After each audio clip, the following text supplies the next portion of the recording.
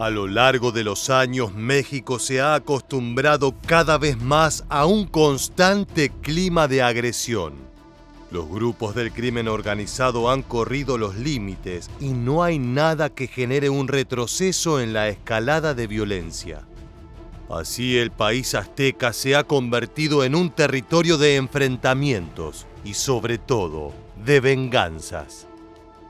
Hoy te vamos a contar los casos de Hipólito Mora, quien fue asesinado por más de 1000 disparos en un tiroteo, la explosión del coche bomba en Juárez y el secuestro y asesinato de 13 jóvenes en el bar Heaven.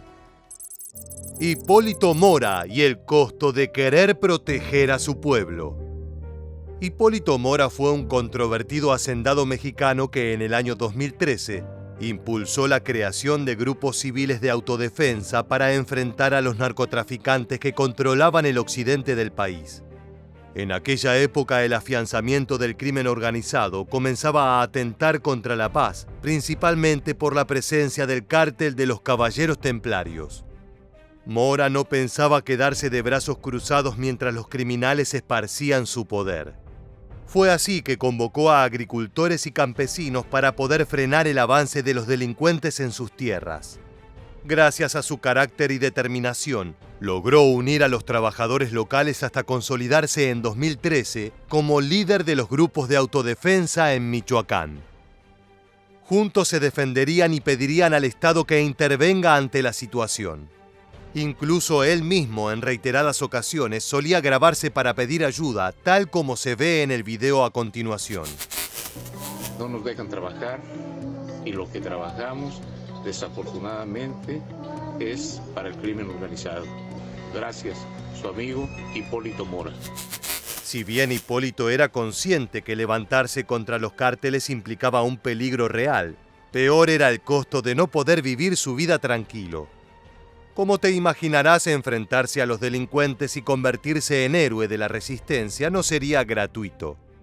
A partir de ese momento, durante una década, no hubo un solo día de su vida en que no recibiera amenazas. Su caso fue, como diría García Márquez, una crónica de una muerte anunciada. Él más que nadie era consciente de eso.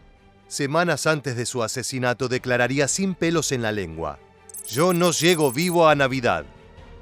Lamentablemente, su predicción se cumplió el jueves 29 de junio de 2023. Las imágenes que estás a punto de ver fueron grabadas por los propios vecinos con sus celulares y muestran los ataques de los grupos criminales a Mora.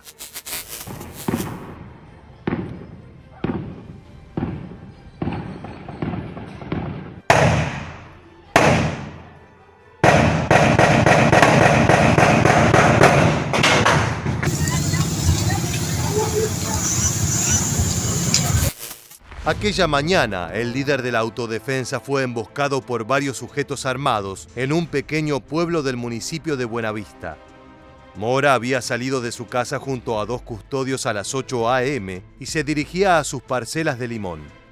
Según el testimonio de su hermano Guadalupe Mora, los militares se habían ido del lugar donde habitualmente hacían guardia y no había rastro de ellos. ¿Habrá sido casualidad? Más tarde, Guadalupe llamó a su hermano para alertarlo de la presencia de 3 camionetas tripuladas por civiles armados que recorrían el lugar. Alrededor de las 11 a.m., Mora salió para su casa, pero jamás llegaría. De camino a su hogar fue emboscado. De forma sorpresiva, 2 camionetas se abalanzaron hacia ellos, cerrando el paso a los 2 vehículos en los que viajaban él y sus custodias.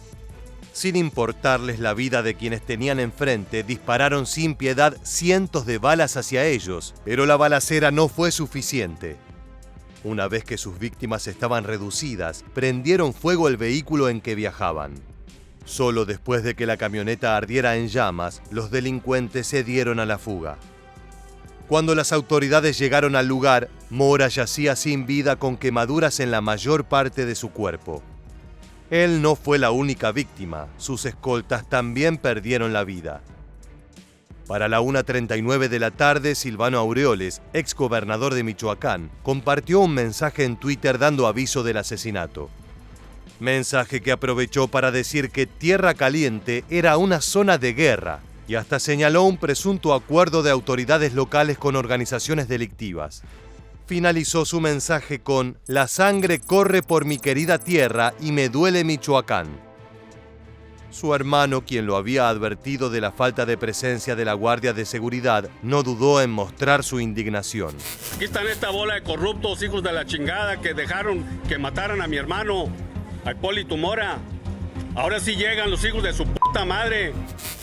Pero más allá de que las fuerzas de seguridad no hayan estado presentes en el lugar, una pregunta fundamental quedaba sin respuesta. ¿Quién había llevado adelante este sangriento hecho?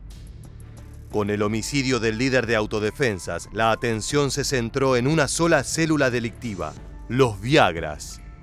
Este grupo opera como brazo armado de Cárteles Unidos, una alianza entre dicha célula criminal junto al cártel de Tepalcatepec y otros grupos criminales, creada para repeler el avance del cártel Jalisco Nueva Generación en el estado de Michoacán. Aunque ahora forman parte de esta unión, en su nacimiento los Viagras eran un grupo de autodefensa que con el paso del tiempo viraron sus actividades hacia el crimen organizado.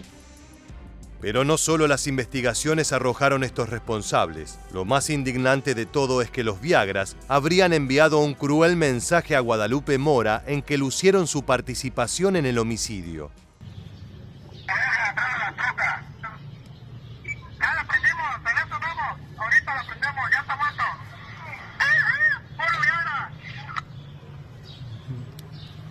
¿No puedo poner otra vez, por favor? Sí.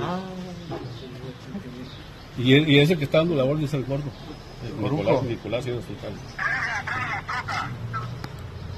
Ya la prendimos, en eso vamos. Ahorita la prendemos, ya está muerto.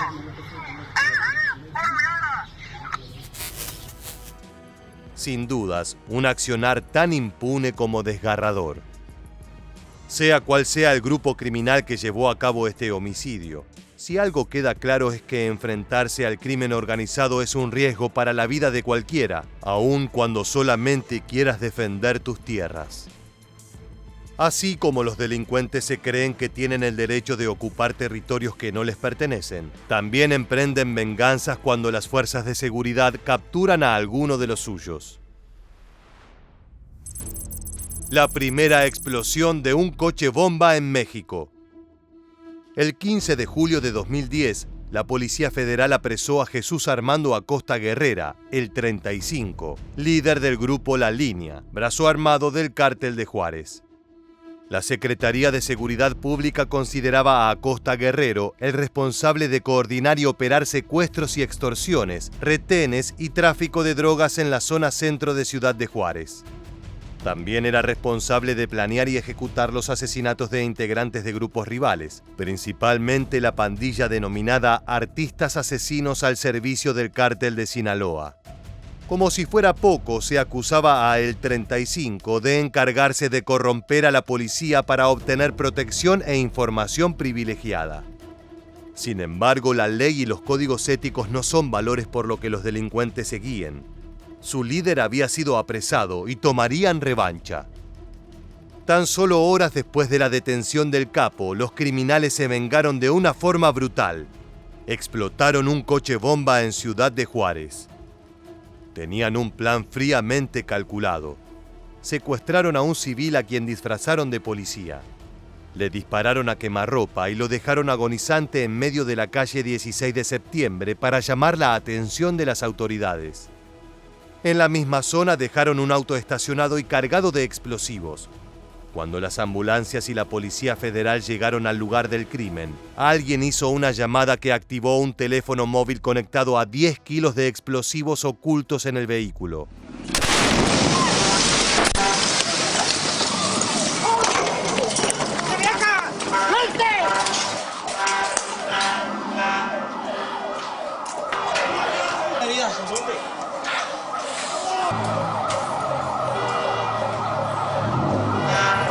Más allá. Tal vez por casualidad o tal vez no, un camarógrafo grabó la explosión y ahora está disponible en internet para mayor gloria del poder narco. En el atentado murieron 4 personas, 2 policías federales, 1 municipal miembro del equipo de rescate y un médico. Además, hubo 12 agentes federales heridos y el camarógrafo que también sufrió lesiones. El jefe militar de la zona informó que se encontraron restos de explosivo conocido como C4. Este hecho fue el primer atentado de este tipo en México. Por la noche, la línea se adjudicó el ataque mediante una narcopintada realizada a pocos kilómetros del lugar de la explosión. Advirtieron que tenían más carros bomba. Un mes después de lo ocurrido, cayó uno de los supuestos responsables.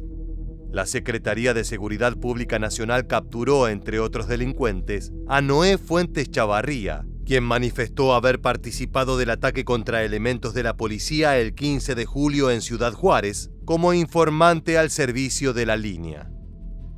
En septiembre de ese mismo año detuvieron al presunto autor del coche bomba. Se lo conocía como El Keiko y en aquel momento tenía 27 años. José Iván Contreras Lumbreras se había encargado de supervisar la colocación del vehículo con explosivos en la avenida 16 de Septiembre y Bolívar. Además, las autoridades también lo suponían responsable del homicidio del hombre que fue utilizado como señuelo para atraer a la policía hacia el coche bomba. Si bien fueron detenidos varios de los involucrados en el crimen, las actividades de la línea siguen presentes hasta nuestros días. Pero las venganzas no se limitan solo al ajuste de cuenta entre las fuerzas de seguridad y los delincuentes. Muchas veces las disputas entre cárteles se llevan a su paso la muerte de civiles que nada tienen que ver con el crimen organizado. De lo único que se los podrían declarar culpables es el haber estado en el lugar y el momento equivocado. Inocentes a merced de conflictos narcos. El caso del Bar Heaven. En el año 2013, las organizaciones delictivas inauguraron un oscuro capítulo en la historia de la Ciudad de México. Fueron la Unión Tepito y Unión Insurgentes, los grupos criminales que teñirían de sangre aquella región del país. La relación entre ambos se fue deteriorando de a poco hasta terminar en una guerra abierta que operaba en el corazón de la capital. Este enfrentamiento, más allá de la disputa de poder, tenía como principal motín el negocio en centros nocturnos que arrojaba entre $23,000 y $35,000 de ganancias cada fin de semana. Con la tensión al máximo nivel se llegó a un punto de no retorno en donde empezaron los ajustes de cuentas. La Unión de Insurgentes buscaba cobrar el asesinato de uno de sus integrantes, Horacio Vite Ángel, el Chaparro, que días antes había sido ejecutado en un bar llamado Black, supuestamente en manos de los Tepitos. Fue así que en mayo del 2013, con la complicidad de policías y personal del Bar Heaven, secuestraron a 13 jóvenes de entre 16 y 34 años de edad. Lo hicieron a plena luz del día, a 4 calles de la Secretaría de Seguridad y en una de las zonas más turísticas de la Ciudad de México. Alrededor de las 10 de la mañana entraron al bar una veintena de hombres armados, custodiados por una patrulla de la Secretaría de Seguridad Pública, para hacer pasar el secuestro como un falso operativo. Después los trasladaron hasta el rancho de La Mesa, donde los torturaron, asesinaron y enterraron. Tiempo después del hecho, se conocieron las instalaciones del lugar. En esta habitación es donde, según las autoridades, los jóvenes raptados aquella mañana de domingo pasaron sus últimos momentos de vida. Es aquí donde, según los testimonios de quienes participaron en este crimen, ellos fueron asesinados. Las autoridades encontraron todavía aquí algunas botellas del alcohol que bebieron esa mañana, también una imagen religiosa. Después de haberlos asesinado, los hombres salieron de aquí con sus cuerpos, se dirigieron a la parte alta del rancho y fue ahí donde deshicieron de sus cuerpos. Apenas informada la desaparición de los jóvenes, sus familiares comenzaron a investigar. Pasaron 90 jornadas buscando día y noche los cuerpos en tanatorios, basureros y terrenos baldíos de la ciudad sin obtener explicación alguna. Meses después, en agosto de 2013, las autoridades informaron que habían aparecido muertos. Sus cuerpos estaban corrompidos, habían sido desmembrados y tirados en una fosa clandestina como si sus vidas no tuvieran ningún valor. De acuerdo con las pesquisas de la Procuraduría Capitalina, se los había despojado de toda dignidad. Las mujeres habían sido violadas y los hombres obligados a desnudarse antes de ser ejecutados. El sanguinario crimen supuso la mayor matanza del narco en la Ciudad de México y una de las atrocidades más impactantes de la historia reciente. El trasfondo del caso del Bar Heaven va más allá de una serie de vendetas entre grupos criminales por el control de los territorios y la venta de droga en ciertos sectores de la capital. Aquella masacre supuso la confirmación de una nueva y devastadora realidad para la metrópoli más grande de América Latina, hasta entonces mayoritariamente ajena a los horrores del narco y los hechos de extrema violencia que caracterizaban a los cárteles de la droga en el norte del país. Pero en una nación donde la agresividad tiene su propia marca, los niveles de tolerancia al crimen parecieran estar cada vez más corridos. Así como pasaron 3 meses antes de encontrar los cuerpos, también se tardaron semanas en tener algún responsable. El principal impedimento fue que las fuerzas de seguridad y quienes llevaban adelante la investigación se negaban a aceptar que el crimen organizado había llegado, y con toda su fuerza, a la Ciudad de México. Gracias a la presión social y a la insistencia de familiares de las víctimas, con el correr del tiempo fueron cayendo supuestos implicados en el crimen. En febrero del 2014 se hizo conocido el video más revelador del caso en donde se veía al presunto autor intelectual. El Antoine era el propietario del rancho en donde se enterraron los cuerpos de las víctimas y el dato más importante, era primo de Chaparro, el delincuente por el que había escalado el conflicto entre los insurgentes y Unión Tepito. Las investigaciones de las autoridades indican que Antoine le ordenó a Javier Joel Rodríguez, alias El Javis, uno de los líderes del grupo La Unión Insurgentes, ejecutar el secuestro en el Bar Heaven. Por lo menos 30 personas fueron detenidas por estar implicadas en el caso, pero las verdaderas explicaciones del por qué llevaron adelante ese multitudinario secuestro nunca llegaron. ¿Por qué secuestrar, torturar y asesinar a 13 jóvenes vengaría la muerte del Chaparro?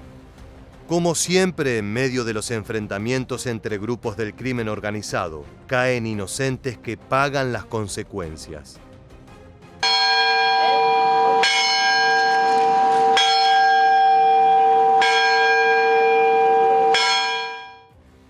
Estos 3 casos son la fiel muestra de que la venganza narco avanzará sobre lo que tenga a su paso. Esto ha sido todo por hoy. Muchas gracias por acompañarnos hasta el final. Si te gusta nuestro contenido, no te olvides de suscribirte a nuestro canal. Te esperamos en un próximo video de Militarmente.